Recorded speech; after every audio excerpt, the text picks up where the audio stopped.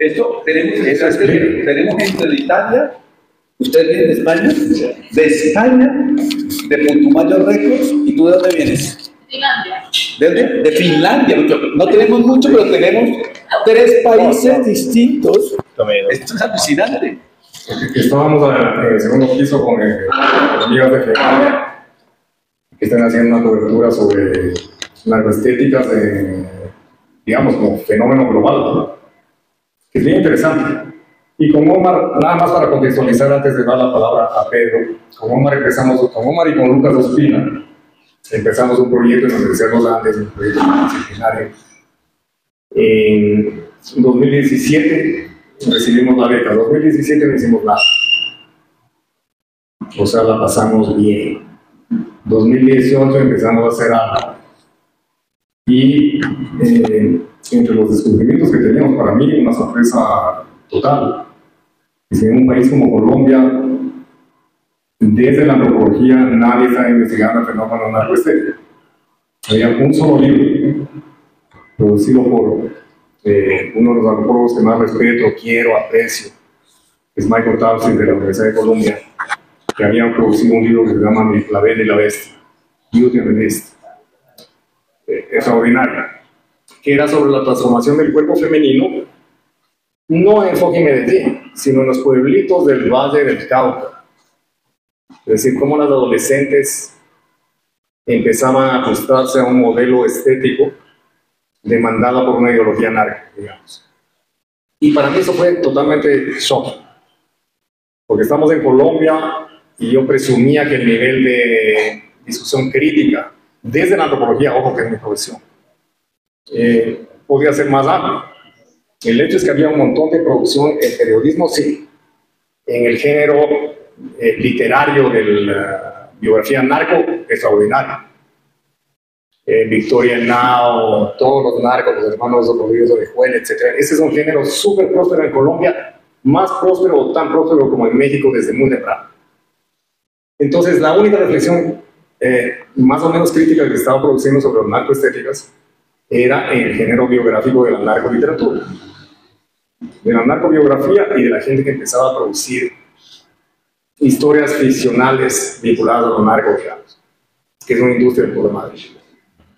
Pero la reflexión de las ciencias sociales, que era mi campo, que es mi campo, que era mi preocupación, era súper limitada, es súper limitada. Ustedes ven, para el caso de Colombia, multiplicidad de libros y tal, desde relaciones internacionales y tal, desde tempranos 90. Voy a citar a uno de mis maestros, Álvaro Camacho Guisado, lamentablemente ya pasó mejor vida. Pero Álvaro Camacho Guisado, desde temprano los 90, estaba desmitificando los mitos sobre la idea del cartel en Colombia. Él decía, los carteles no existen. Un saber común que hasta ahora nos ideologiza sobre el fenómeno narco. Santiaguito, conozca a Pilar, por favor. ¿No se trató ustedes? Sí, no sé. No. Esto modifica la dinámica totalmente. Ahora sí llegó el que sabe, vamos. Yo me creía la máxima autoridad hasta este momento. Acaba de llegar el curador inamovible de esta muestra, que yo también agradezco muchísimo. Además, ha tenido un interés por mi trabajo desde hace rato. Y además se preocupó de hacer el montaje de esa pared, que me parece que quedó extraordinario. Y Santiago, quiero presentarte a Pedro Calzadilla, el autor, y quiero que sepan que esta es una noche muy especial, porque Pedro por primera vez ve expuesta su obra de esta manera en un sitio como este, etc. Y bueno, luego hacemos negocio, Pedro, para la gente que quiere interesarse en esa obra. Estoy muy contento que Pedro nos dio el tiempo de estar aquí, presente, viendo su obra expuesta de esta manera y bueno, contextualizada, dialogada, que es lo que vamos a hacer ahora. Entonces, imagínense ustedes, empezamos este proyecto en 2018 con financiamiento de la Universidad de los Andes, una beca, digamos, generosa. Vivimos de eso por 2 o 3 años. No teníamos por qué quejarnos. Pero al mismo tiempo descubriendo los vacíos y la negligencia de la clase académica colombiana sobre el fenómeno narco. Salvo en el campo de historia del arte, gracias al trabajo de Rueda.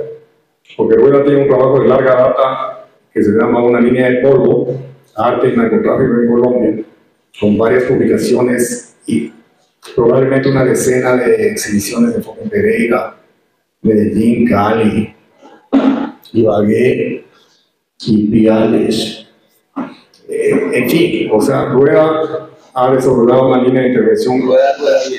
Rueda bien, exactamente. Entonces, el resultado de esta exhibición es años después, una confluencia de interés, así lo siento yo, Santiago, ¿sí? De interés sobre el fenómeno narco y de qué pasa a nivel estético. Con Rincón y Lucas Ospina decidimos tomar una definición súper operativa, nada pedante, sobre qué es la narcoestética.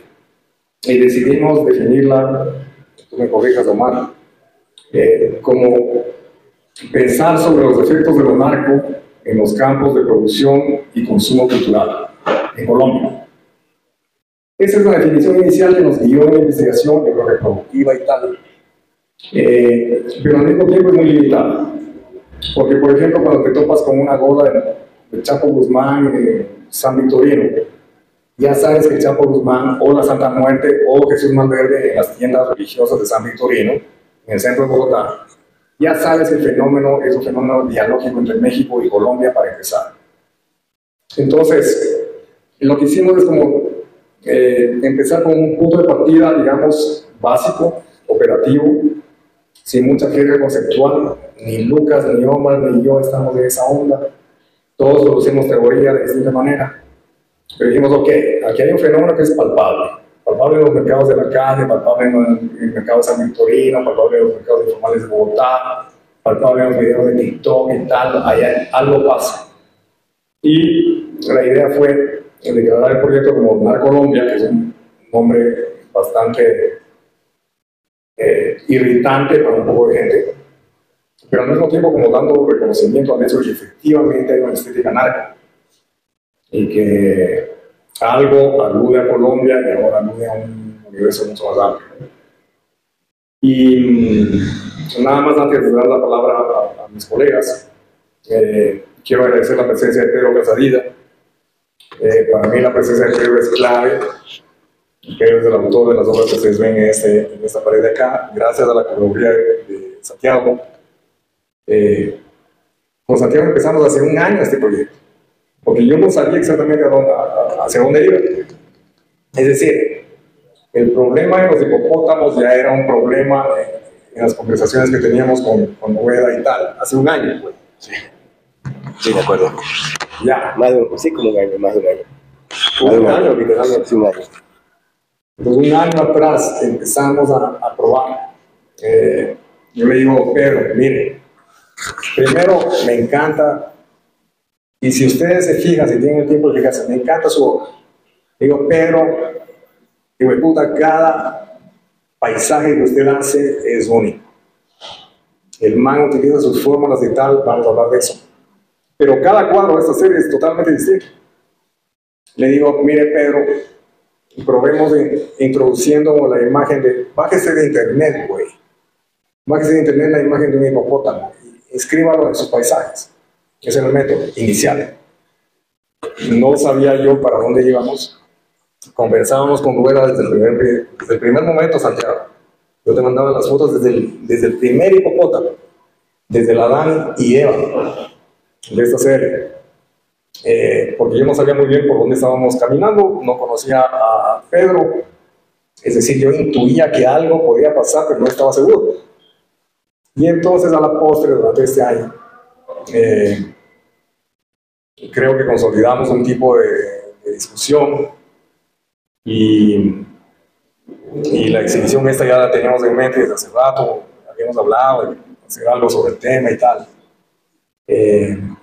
Y ahora estoy muy congratulado que Pedro aceptó la invitación. Yo deliberadamente no había dado mucha más información a Pedro, es decir, no le había hablado de una sección de arte y tal. Quería que esté aquí, que conozca a la gente, que vea su proyecto, que vea el contexto de esta exhibición. Y bueno, estamos acá. Quisiera, bueno, no, agradecerles por estar acá, agradecer a Pedro, como nos estamos conociendo, agradecer a Omar, agradecer a X, darles una bienvenida, situarlos un poco en el contexto del porqué de la exposición.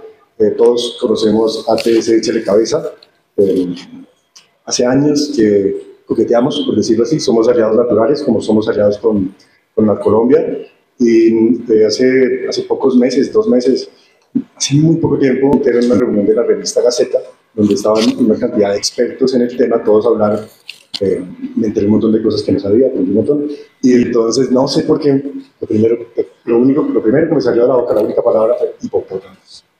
Algo que le da un animal al que había esquivado mucho, porque me parecía muy obvio, me parecía el tema más obvio para hablar de volar, ¿no? Eso y no sé, y el bigote de Escobar, algo así, ¿no? Y en un periodo muy cortito de tiempo, 2 meses, se empieza a articular la participación de X, que como lo dice, veníamos pensando esto, se venía cocinando el trabajo. Con Pedro aparecen las obras de Iván Navarro, que están aquí y están en el 3er piso, los dibujos de los bebés hipopótamos. Aparecen los aliados naturales, como Camilo Restrepo, con quien vengo trabajando hace más de 10 años. Inicié trabajando con sus series de pipas, que son la portada de mi libro, Una línea de polvo. Ahora, en este año, Camilo acaba de lograr algo que pensaba que no iba a poder conseguir, que es que en Medellín empezaron a crecer los hongos que han nacido en el excremento del hipopótamo. Una obra para fotografiarse, para hacerse la selfie, pero también una obra que indaga ese lugar que no hemos podido resolver, ni el del hipopótamo ni el de los hongos. ¿En qué lugar de la legislación de las drogas está el enlace de la mierda, del excremento, del narcotráfico? Puede venir la salvación, es un poco lo que Camilo dice, de las sustancias psicodélicas que disuelven el yo, puede venir el antídoto a la cocaína que lo aumenta de esa forma tan fea. Ismael Manco, el dibujante de Dultama, hizo la obra para la exposición, es un gran dibujante, sembrador de semillas, sembrador de agua, donde ustedes ven la imagen, ven que hay un pequeño lorito encima, ¿no? Casi todos los artistas vienen de fuera, o de Medellín, o de Madrid, como Alfonso Baraya, que está viviendo allí, o de Bucaramanga, o de Tunja, o de Duitama. Contamos con Alfonso Butrago, que está acá. Alfonso. Dame, autor del libro del chino. Autor del libro del chino, que viene aquí, el chino ustedes lo conocieron, estuvo acá, es un sobreviviente, un testigo excepcional.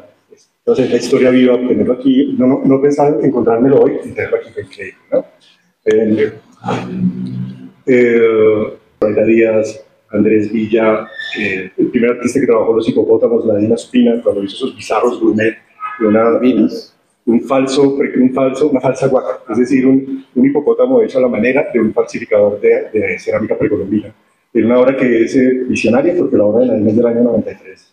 Las fotos muy dulces del retrato de Vanessa, de Fermi, la fotografía es muy importante en la muestra, el testimonio. Evité como curador que nos metiéramos en el tema de la figura de Escobar, que nos metiéramos en el tema de las artesanías y los objetos. Más o menos se logró. Chocolo, que es un aliado de siempre, caricaturista. Manuel Barón de Tunja, con este se busca. Y quiero, pues, esto primero como para hacer un contexto de lo que es la exposición y reconocer el hecho de que X, Omar Rincón y Lucas Ospina hicieron una exposición importantísima, que fue en Colombia, por estas fechas también, hace 4 años. ¿Cierto? 4 años ya. 4. En el edificio Julio Mario Santo Domingo de la Universidad de los Andes, una exposición que yo no podía creer que se pudiera hacer porque eran los últimos días del gobierno, los últimos meses del gobierno Duque, y ustedes fueron muy fronteros. Ustedes exigieron, mejor dicho, cómo funcionaba el Centro Democrático, el Ñeñe, el Hernández, las camionetas, la violencia en Cali. Tenían un collage fotográfico que cubría el muro entero, que era como la portada del Sgt. Pepper, pero ahí estaba todo el mundo, todos juntados. Omar adquirió y llevó la ropa de la monita retrechera y se la puso, ¿no? Ustedes recordarán la jefe de campaña del suroccidente colombiano del Partido Liberal. No es que ella fuera una mafiosa, lo era, pero tenía un cargo político importante, recogía toda la plata del narco de España.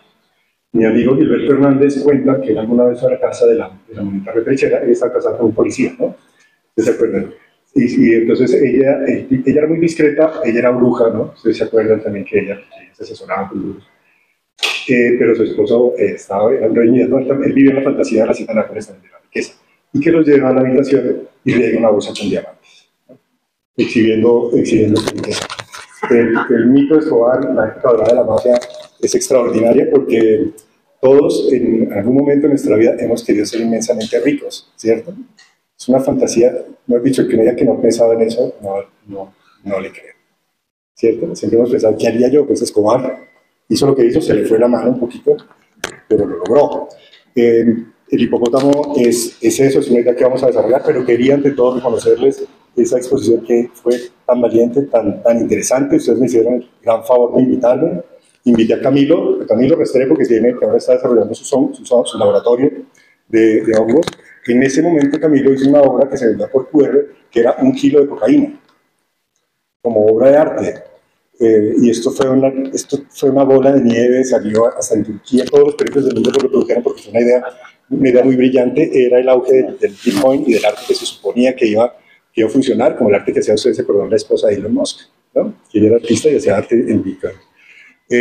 La obra llega a una subasta en Perú, y el martillo de la subasta, el precio subía y subía y subía de ese kilo de coca. El tipo dice, este es el kilo de cocaína más caro que se ha vendido. Alberto Baraya, que no está aquí, también estuvo. De Alberto pueden ver la pintura que está en la primera sala y la obra gráfica que está en la tercera. También de los primeros que se interesó en la figura del hipopótamo. Hicimos un homenaje a las pintoras de Medellín, que fueron las primeras en trabajar el mal y el mal gusto. De hecho, la primera exposición sobre lo narco la hace Martelena Vélez en el año 81 y se llama El Tigre. Son unas serigrafías de unos tigres acostados y unos muebles donde los cojines están decorados con un animal print de un tigre. Ethel Gilmour, la pintora norteamericana que se quedó en Medellín y que testificó también la guerra a las drogas. Nadim Ospina, que está en la muestra también, en esta muestra, y el fallecido Jaime Ávila, era el discreto aporte, aparte de Fernando Villa, que es un artista también, colega de ustedes. Eso para hacer un contexto. Cualquier pregunta que pueda tener la gente antes de pasar al interrogatorio policiaco de Omar Rincón. ¿Hay un modelo? Pues. Cualquier tipo de pregunta, estamos en un conversatorio y ya Santiago ha hecho un recorrido bastante afanado y recortado de tu interés por arte y narcotráfico en Colombia. Extraordinario, no terminamos hoy. Yo lo veo como una continuidad de esta exposición, como una continuidad de tus intereses en este campo, que han producido libros, exposiciones, etc. Y claro, la conferencia con Rincón y Ospina desde 2018, que da cuenta del proyecto de Narcolombia y tal, que es medio irreverente, que a veces cae mal a la gente, pero hemos hecho cositas ahí. De todas maneras, Omar, si tienes algún tipo de interrogación, la gente que tenga interrogación, si quieren hablar con Pedro, la razón de que Pedro esté esta noche es excepcional, extraordinaria para mí. Es mi invitado especial, ciertamente. ¿Por qué se llama la vida social de los hipopótamos? ¿Por qué se llama la vida social de los hipopótamos? Porque los hipopótamos tienen muchas vidas sociales. Es decir, una es la vida social del Adán y Eva de los hipopótamos. Es decir, Pablo Escobar importa un hipopótamo macho y 3 hembras. No de África, como dicen ciertos recuentos, ahí donde está Buitrago para que me corrija, sino de un zoológico decadente de fucking Houston, Estados Unidos, que quería cerrar y tenían que ceder esas especies y tal, y Pablo, que estaba en esta búsqueda del Arca de Noé para la hacienda Nápoles, importa. Y ahí empieza toda la historia. Y entonces esa es la primera parada de la vida social de esos hipopótamos, porque van a la hacienda Nápoles, van a la Magdalena Medio, van con la misión deliberada de participar de este zoológico privado de Pablo, que desde el principio fue concebido como un zoológico público. Era una suerte de servicio social que el campo hacía al conjunto de la sociedad colombiana, que vengan y vean el Arca de Noé de Pablo Escobar. Entonces tenía la pareja de jirafas, la pareja de seguros, cualquier huevada. Entre ellos los hipopótamos. Y años después, cuando el Estado colombiano incauta la propiedad, matan a Pablo, ocurre que estos hipopótamos quedan más o menos libres, o sea, ¿quién les controla? Ocurre que estos manes viven el 85% de su tiempo bajo el agua. Por eso se llama, el término técnico, si me permite, mi background en biología, que es espléndido. Es hipopótamos anfibios. Entonces, el 85% del tiempo de estos manes que pesan 3 toneladas es metidos bajo el agua. El 15% se pasan comiendo y básicamente burleando durante la noche, en donde puedan. El resultado es una proliferación alucinante, porque de 4 hipopótamos de Pablo Escobar, tenemos, según el Estado colombiano, y esa es una mofa del proyecto con Pedro, 169 hipopótamos. Ese es el número oficial que maneja el Estado colombiano. Un número completamente arbitrario y bananas, porque la primera vez en mi investigación que ese número aparece es en el 2021. Es decir, o los manes se autocastraron, o las estadísticas nunca más fueron captando lo que está pasando con los hipopótamos. Al mismo tiempo tienes estas proyecciones de que tienes en el 2030, o sea, en 5 años tienes 450 hipopótamos. Ese es el cálculo más optimista. Y en el 2035 tienes 1000 hipopótamos en Colombia. Al mismo tiempo, como al presidente Petro se le ocurrió que los hipopótamos eran de Egipto, en declaración pública, y que quería, para no eutanizarlos, de matarlos y tal, sino exportar hipopótamos desde Colombia. ¿Por qué no? Entonces, una de las primeras voces que acogen esa iniciativa del presidente Petro es un museo, es un zoológico, perdón, en Guayaquil. Dicen, ¿cómo no? Estamos tan cerca, va a costar menos y tal, mándenos un parcito para el zoológico que queda entre Guayaquil y playas, la vía de la costa. Entonces, todo eso está en juego. En definitiva, lo que pasa en este momento, que ya estaba mucho más álgido, ahora se ha invisibilizado el debate, ¿no? Porque hay un reporte del 2025, yo socialicé con los artistas y tal, que es el reporte oficial del Estado colombiano y las instituciones que están a cargo de esto, que son varias instituciones. El ministro del Medio Ambiente, la organización no sé cuánto, el cuidado de las especies, no sé qué. Los animalistas, etcétera, que se escandalizaron con el hecho de que podían básicamente armar una matanza de hipopótamos para controlar el fenómeno. El resultado es que no se sabe cuántos hay. El número 169 es totalmente arbitrario. Es como el 6.402 de los falsos positivos. O el 40.000 de víctimas del narcotráfico del Parque de la Infección en Medellín. Totalmente arbitrario. Entonces, lo que tratamos de hacer en este proyecto con Pedro es producir 169 hipopótamos, sabiendo que es un número completamente absurdo, arbitrario, pero consagrado por los medios, consagrado por el Estado y consagrado por los medios de prensa, sobre una realidad. Entonces, en este momento, desde 2021, te digo, porque hay años en los que de pronto el número 2024, por ejemplo, según la estadística oficial, eran 168, no 169. ¿Cómo explicas esa verdad? Esos más no tienen control y se reproducen como moto. Entonces, es 169 por la arbitrariedad de lo que sabemos sobre el mundo de los hipopótamos en Colombia en este momento. Y eso es lo que queríamos traducir con Pedro. Pedro, no sé si usted quiere agregar algo o cómo hicimos este proyecto. Bueno, yo quería sorprenderlo a Pedro. Pedro no tenía idea de que estábamos haciendo esta huevada. Yo dije, Pedro, vámonos esta noche a tal sitio y tal. en realidad, cuando me hace la propuesta, hace como un año, me pareció algo interesante, porque primero sé algo de la historia de que Pablo trajo estos animales a Colombia, y como soy venezolano, en Venezuela no hay hipopótamos, entonces dije, me parece... No todavía. No sabemos. No sabemos. Bueno, total que me pareció muy interesante y plasmarlo en tipo de cuadro que, por ejemplo, en esa playa es algo ilógico, no hipopótamo en una playa, pero lo fui plasmando en todos los paisajes y sí me pareció muy interesante y gracias a esto he ido conociendo mucho más de los hipopótamos. Ahorita estoy escuchando toda la conversación y de verdad que me siento bien agradecido porque conozco algo más de estos animales que me parecen extraordinarios. Pero bueno, todo tiene su, como dice, Pablo trajo esos animales acá y yo como venezolano siento que, aunque se está proliferando demasiado, pero es algo diferente, pues no es algo que se ve en Sudamérica, hipopótamos ni nada de eso. Entonces, Bueno, y fui plasmando, cuando él empezó a proponerme, mira, quiero que hagas primero comenzamos con un cuadro. Luego mi mente como artista empezó a volar, a imaginarme lo que iba a hacer en los paisajes. Y le dije, sí, yo lo acepto, vamos a... Y creo que fue uno o dos, ¿no? Sí, al principio. Y después fuimos, poco a poco fueron sumándose poco más y me dijiste que quería diferentes posiciones. Y comencé a buscar imágenes y a enterarme de muchas cosas sobre esos animales.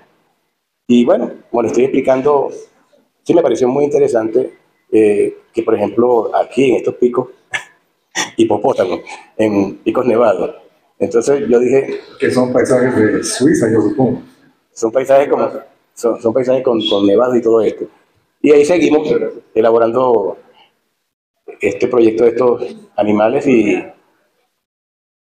de verdad que estoy agradecido por la invitación, eh, por la invitación que me hizo y de estar aquí conversando con ustedes y yo también estoy aprendiendo, porque todo lo que se está conversando acá, ahí salgo con un aprendizaje más, que eso es lo bueno de la vida, que uno todos los días aprende algo diferente.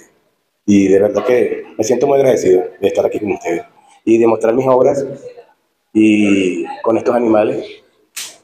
De verdad que les agradezco mucho a ustedes por su participación acá y a Xavier y a todos los que organizaron esto, al curador, que me gustó también como lo colocó, parecen como mosaicos.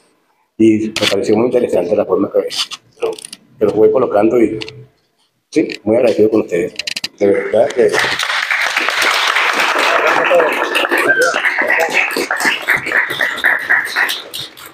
Por cierto, y esto tenía que ver con el mercado del arte. Si quieren comprar a la 10º precio, vayan a la carrera 7 y eje ambiental y compran directamente de Don Pedro.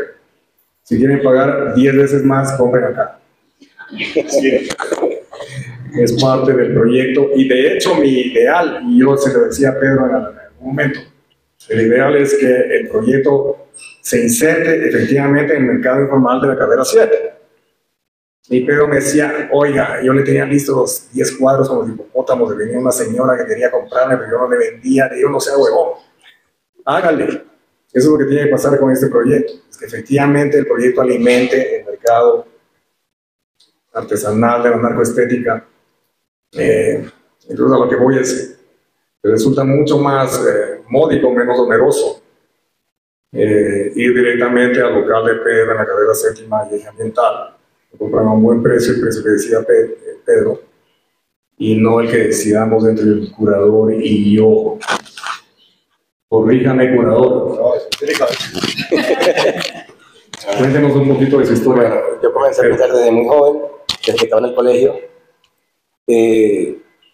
Siempre me ha gustado la pintura desde muy pequeño. Y yo soy venezolano, de Puerto La Cruz, del oriente del país, del nororiente. Al frente está el mar Caribe, sí, es como costa igual que aquí la costa colombiana, caribeña. Y siempre me gustó la pintura. A la edad de 13 años estoy en el centro de Puerto La Cruz y veo pintando sobre espejo y eso me impactó tanto que pasaba horas mirando cómo pintaban. Y me acuerdo que en esa época compré una cajita de óleo chino, que era el más económico, y unos pinceles y comencé a pintar.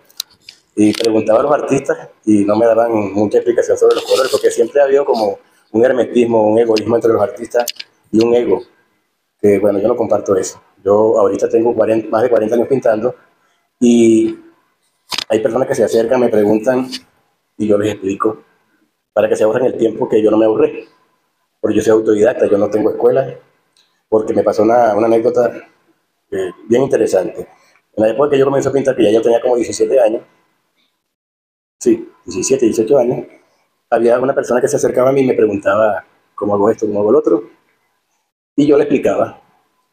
¿Qué pasa? Que yo pienso meterme en la escuela que se llama Armando Reverón, allá en Venezuela, que es un pintor muy famoso venezolano, y voy a la escuela a ver que quería pulirme pues en lo que me gusta. Y cuando veo, estaba la persona y era profesor de arte.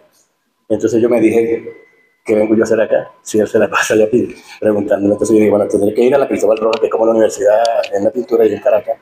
Pero yo me casé muy joven, a los 18 años, y entonces ahí no pude lograr ese objetivo que tenía, pero eso me quedó como anécdota.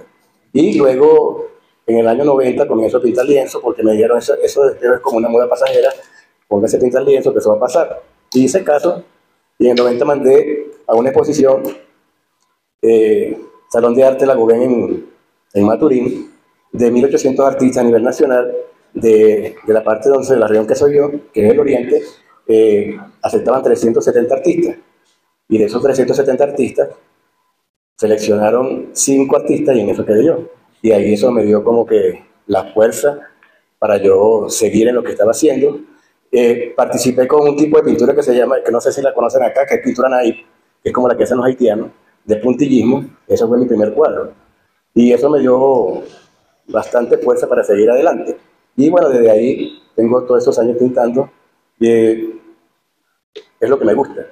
Y lo que me gusta, eso es mi pasión. Pinto todos los días en la séptima, llego a mi casa y sigo pintando. A veces paso un día, 2 días sin pintar y me hace falta, porque es que yo siento a veces que ni siquiera es un trabajo, porque cuando uno hace lo que a uno le gusta, no lo veo como trabajo. Y hago lo que hago y por eso me pagan. Entonces me siento de verdad que bien agradecido con la vida, ese arte que Dios, porque yo sé que Dios es el que me dio ese don. Siento que a veces cuando tengo unos encargos, cuadros grandes, y yo no puedo pintar porque no entro, me pongo a orar y eso va fluyendo de una manera especial. Entonces yo siento que sí, Dios es el que nos da. Y hay personas que dicen, yo quisiera pintar, yo digo, todos podemos pintar. Lo que pasa es que al que le gusta, lo realiza. Y al que no le gusta, se aparta. Pero sí podemos, todos los seres humanos, yo pienso, esa es mi manera personal, que sí pueden. Lo que pasa es que no practican. Hay un pintor venezolano llamado Fidel Santamaría, que ya está muerto. Él decía, el pintor se hace pintando.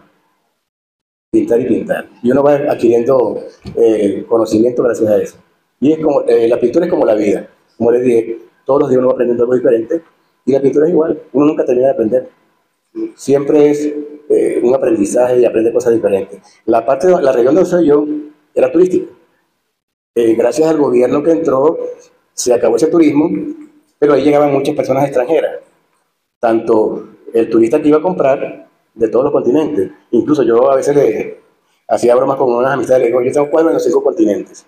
Me falta uno en la estación espacial, porque en todos los continentes tengo cuadros. Y ahí así como había turistas, también habían pintores que como se movían muchos dólares, iban de Ecuador, de Perú, de Brasil, de Canadá. Conocí un canadiense que es muy buen pintor. ¿Y qué pasó? Que yo gracias a eso aprendí muchas técnicas. Con unos franceses aprendí una técnica de collage, que ahora en estos días voy a tratar de hacer algunos así, que es con aerógrafo. Y le doy muchas gracias a Dios por eso, porque tuve esa oportunidad. Y gracias a eso, allá en Venezuela como aquí en Colombia también hay xenofobia. Y hacia los colombianos. Yo tengo mis mejores amigos son colombianos, pero yo nunca tuve, de muy temprana edad, yo nunca tuve ese conflicto. Porque a mí me parece que eso es parte de educación cuando la persona se pone con esa xenofobia. Y allá lo hay también. Mis mejores amigos son colombianos allá en Venezuela, y hay muchos colombianos. Entonces, bueno, le doy gracias a Dios por eso, porque en realidad no me encasillé en la xenofobia y para mí somos ciudadanos del mundo, todos, a nivel. Inventan el nacionalismo para una desunión, para mantenernos a cada quien. Tú eres venezolano, no te metes para acá, tú eres colombiano, fuera de acá, y así con todas las personas que habitan este planeta. Creo que eso es así, no sé si estaré equivocado. Bueno, gracias por escuchar.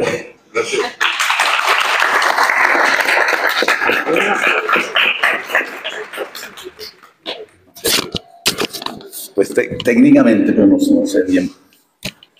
No sé bien por qué estoy aquí, primero. Entonces, básicamente voy a estar en el Campín, siguiendo a mi equipo Santa Fe. Pero como es que me ha invitado, el partido es muy importante, menos va ganando 1-0.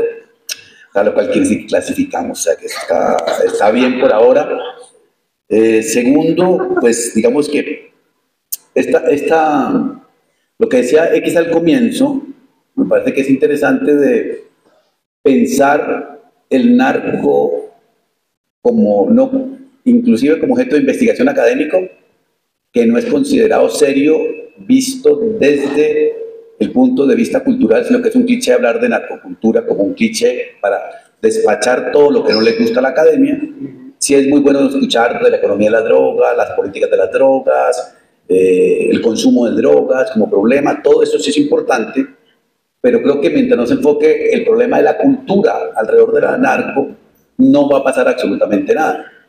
Es muy interesante lo que Santiago ha hecho históricamente, que es traer a cuento cómo el arte ha venido reflexionando sobre la política de drogas, demostrando lo político que hay ahí, lo nefasto que ha pasado por ahí y el gran fracaso que se ha representado y cómo se ha generado una obra, que el recuento que hace Santiago muy rápido, hay muchísimo más obra que la que hay acá. Hizo una exposición en el Museo de Arte Contemporáneo de la 80, donde uno pasaba y veía mucha reflexión sobre el arte, y el aporte que nosotros hicimos con X y con Lucas era básicamente una cosa casi que antiartística, que era matar la metáfora, o sea, en lugar de hacer arte pensando el problema del narco, era mostrar el narco como una cachetada pública que se da.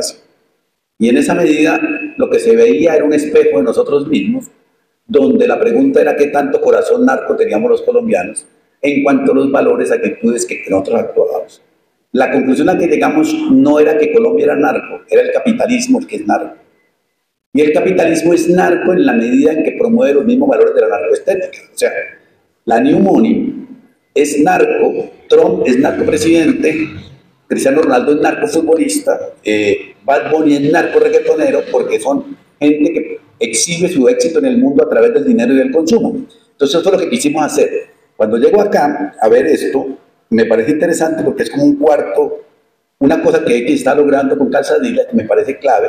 Uno de los proyectos que tenía es que interviniéramos la artesanía del narco en Colombia, porque es muy pobre estéticamente. O sea, la artesanía del narco en Colombia es muy pobre. O sea, nuestro popstar Pablo Escobar es feo, porque no puede ser bonito, es feo, y sus camisetas son feísimas, son horrorosas, y sus objetos son horrorosos. Entonces decía, ¿qué pasa si comenzamos a intervenirlos y a hacer otro tipo de producto narco que se vuelva artesanal y que de la artesanía lleve a tomarse en serio lo narco y se vuelva merchandising de ahí para moverse? Y creo que la obra de Calzadilla es un gran aporte en eso, porque técnicamente sí es una intervención que va desde otro lugar, que es supremamente estético, supremamente poderoso y tiene una cosa que tiene que ver con la cocaína, que es profundamente adictivo. O sea, uno ve los cuadros y uno los ve como una adicción. Cada cuadrito es una adicción más que uno quiere comprar uno y el otro. Y cuando estábamos haciendo la vuelta, uno de los visitantes dijo, esto puede ser una lotería, juguemos a la lotería. Y también puede funcionar como eso, o sea, es popular. Me parece que lo que es interesante de esta muestra del hipopótamo es demostrar cómo se puede intervenir un discurso, y casi ahí la pregunta sería para X y para Santiago en Calzadilla, que ahí termino lo mío, de la reflexión que se puede hacer a partir del hipopótamo. Yo no sé nada de hipopótamo, no tengo la más remota idea de hipopótamo, no tengo ni idea, ni cómo se reproducen. X ya es mucho más experto, dice 85% en el agua, 15 por fuera, y que el 15% por fuera se la pasan tirando, ya, eso es más experto que lo que yo sé. Pero digo, el hipopótamo es un animal depredador.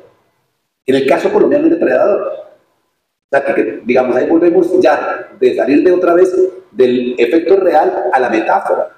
Y es si el hipopótamo es depredador, porque eso es lo que yo he leído, que depreda al medio ambiente, que el río Magdalena está vuelto mierda porque se está comiendo los árboles, está comiendo las otras especies, está depredando todo.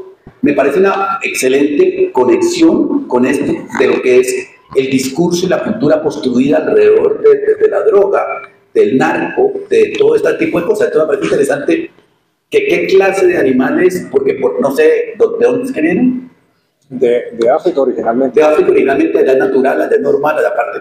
Pero dice que Colombia, como es un ecosistema nuevo, lo que ha venido es un depredador, entonces que por eso pasa. Y por otro lado, dentro del ámbito narco, yo leí por ahí que para prestigio narco, mucho narquito chiquito compraba un hipopótamo para decir que la estaba logrando. O sea, ya una narcotoyota, sino era quién tiene un hipopótamo es mejor narco que el que tenga narcotoyota. Entonces, de alguna manera, la reflexión sería, Santiago y X, ¿qué produce simbólicamente el hipopótamo?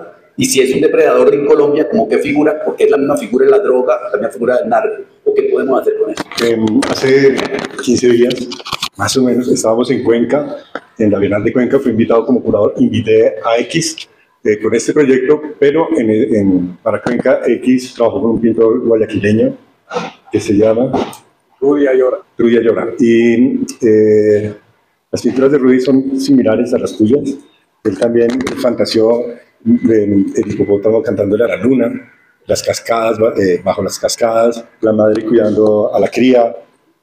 Las de Rudy quizá eran más feroces, también tenía esas locuras como el hipopótamo como en Neguanja, en el Parque Tayrona. Y yo las miraba cuando las estaba montando y cuando los picos nevados los estaba colocando y pensaba yo en Guayaquil, donde Rudy, en la colombianización de Ecuador. Es un término que Omar lo ha trabajado mucho. El modelo de exportación de paramilitarismo y multicrimen, trata de personas, narcotráfico, extorsión, que ha hecho la vida en Ecuador cada vez más difícil, especialmente en los últimos 3 años. No existía el boleteo, no existía la extorsión. Ahora Guayaquil se está volviendo una ciudad muy complicada. Toda la costa, me lo decía la gente con la que hablábamos, está pasando un momento muy duro porque están enfrentándose a una realidad frente al que nosotros estamos curtidos, pero que seguimos padeciendo, ¿cierto? Entonces, ver el hipopótamo en todo tipo de paisajes es ver el narco creciendo. El modelo capitalista, que tú lo dice Guy Debord en La Sociedad del Espectáculo. Él cita en ese libro que es tan interesante, en la segunda parte, él cita, dice, si los mafiosos de Medellín, alguna vez que la mafia en el periodo de mediados de los 80 sacó una declaración que decía, nosotros no hacemos nada diferente de lo que hace la General Motors o la Coca-Cola, nada diferente. La única diferencia es que nuestro negocio es ilegal. Entonces, nada, eso es como lo que la pintura y el proyecto me Aprovecho que preguntaste, espérate, porque aprovecho que preguntaste eso porque estoy viendo a cómo va Santa Fe, ¿no? Y el presidente de Santa Fe fue juzgado en Miami por narcotraficante. Y en este momento dirige un equipo que tenemos dudas si es legal o ilegal. O sea, que para decir que estamos metidos en una cosa que es, cuando hablamos del corazón Narcolombia, estamos hablando de un corazón habitado por unos valores y unas costumbres que están puestas ahí. Y para complementar con lo que decía Santiago, Narcolombia la presentamos en Guayaquil, en la Universidad de las Artes, la llevamos. Y llevamos la muestra y hablamos con curadores, con una que decía que era la curadora de arte del Ecuador. Ella sabía todo de arte de Ecuador. O sea, el Santiago Rueda de Ecuador. Y ella decía todo lo que decíamos, decía, eso no existe en Ecuador, eso no existe en Ecuador, eso. Entonces, pero déjenos probar. O sea, no hagamos narco-Ecuador, hagamos Narcolombia y Ecuador se ve en el juego de Narcolombia. No, eso, aquí no hay obra de eso, no hay ningún artista que en Ecuador trabaje el narco. Y era como yo decía, pero no hay nadie. Dije, pero entonces déjenme convocar a los estudiantes a ver si les ocurre una cosa. Convocamos a los estudiantes y hicieron 6 obras, muy rápidas, en un mes. Una de las obras cuestionaba al presidente Lazo en ese momento como una producción de capital narco en Ecuador. Y la obra misma hacía reflexionar a los ecuatorianos de que inclusive el presidente estaba vinculado con capitales narcos. La ministra de Educación de ese momento llamó a que bajaran la obra porque no se podía mantener una obra que cuestionara la no narcotividad de Ecuador, porque eso era un problema colombiano. Cuando en Sucumbío ya habían cambiado la música, cuando en Esmeralda ya habíamos intervenido hasta la música y la cultura cotidiana con el narco. Y eso lo hicimos en octubre. Y en diciembre, Fico se tomó un canal de televisión y ahí sí dijeron, ¡ay, somos narco! Un negacionismo, que creo que es el problema que se denuncia con todo esto. El problema es que la discusión pública es el negacionismo. Que en Medellín, el joven Fico, el alcalde, dice que el narco ya no habita Medellín. Y uno va a la calle y dice, pero ay, esto parece narco, esto parece narco, esto parece narco, esto parece narco. Entonces, me parece que una exposición como esta, y lo que hicieron en Cuenca, y lo que se hace aquí con esto, es poner en evidencia una cosa tan obvia, que es una cosa que el arte hace muy bien, de poner la mirada a reflexionar en que en el fútbol lo tenemos en la música, lo tenemos en la política, lo tenemos en la academia. O sea, en Colombia hay universidades que fueron construidas por el narco. Y eso no lo ponemos en la USC, la Universidad Santiago de Cali, fuera los Rodríguez Orejuela. Yo fui allá invitado, me daban vino francés al almuerzo y tenía un hotel con mesero. Aquí hay una universidad que la construían, nosotros decíamos, parece narco, no. Cuando la construyeron, era narco. O sea, nosotros los colombianos estamos habituados con un ojo que yo voy por toda América Latina y digo, esto parece narco, esto parece narco, esto parece narco. Y después resulta que es narco. O sea, hay como una construcción que me parece que eso es lo bueno de este tipo de cosas. Pero cuando hablaste de los hipopótamos ecuatorianos y venezolanos, colombianos, otra vez estamos como en la época de la independencia. Colombia es el hijo de un amor entre Manuelita Sáenz y Bolívar. De ahí nace Colombia, de ese amor.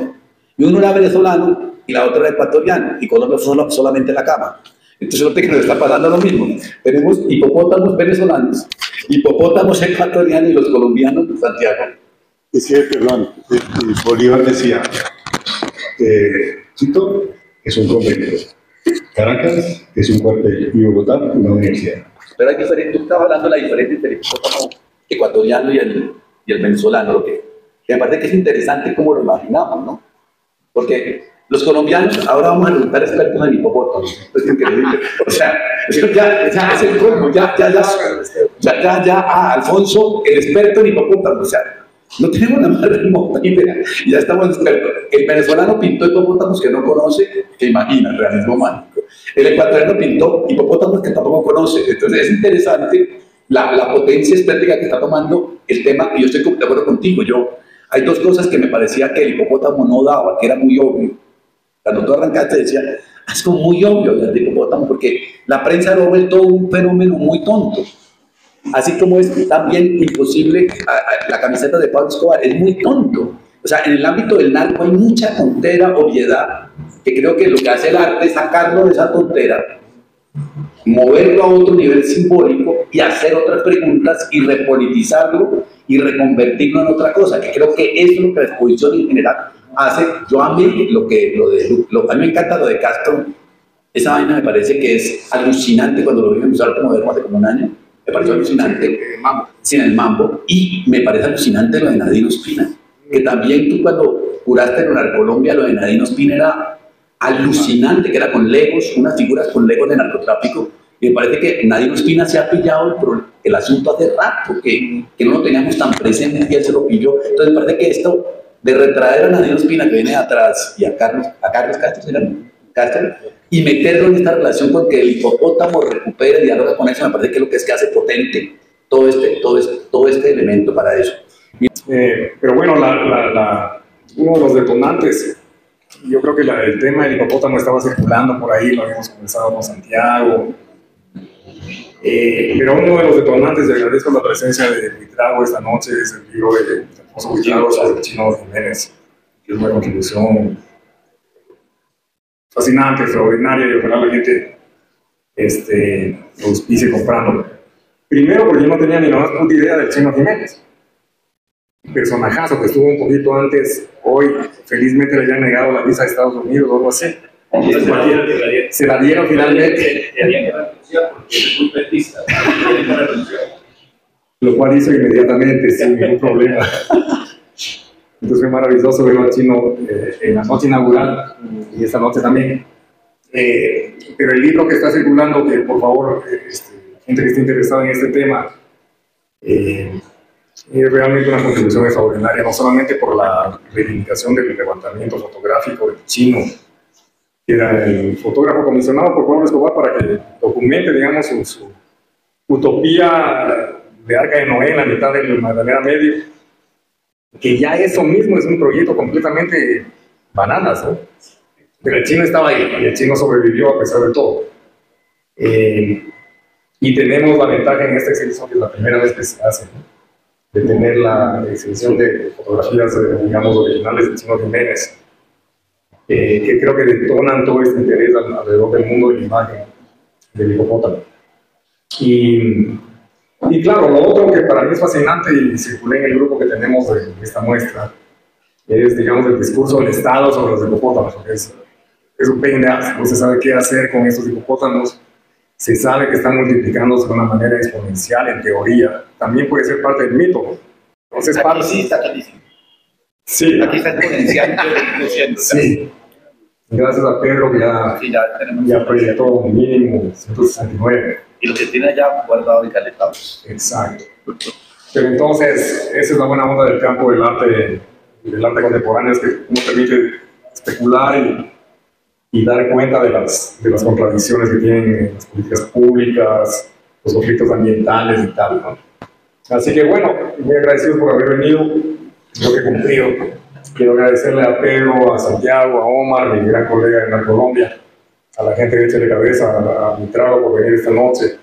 Gracias a esta casa, a Échele Cabeza, no la conocía, súper mega proyecto, espectacular, me lo han contado, y me parece que cuando dicen que esta casa viene es por quitarla a los narcos y reconvertirla y resignificarla, me parece que es campeonato mundial de retomar, y es lo que tenemos que hacer en Colombia. Casi que esta casa representa, y la exposición y la casa represente lo que es Santiago, lo que es X, lo que es Alfonso, de que no neguemos que tenemos un alma narco, pero que tenemos que reconvertirla en otra cosa, como esta casa que era de los narcos y se reconvierte en un espacio para discutirnos, no para moralizar, no para mandar la iglesia de esta la verdad, sino para vernos en el espejo de los narcos y reflexionarnos para a partir de eso ser lo que queramos ser, no buenos ni malos, sino ser el país que estamos construyendo desde el arte, desde la reflexión, desde Échele Cabeza. Es un proyecto que trabaja mucho sobre el consumo, que es el otro gran tema, que es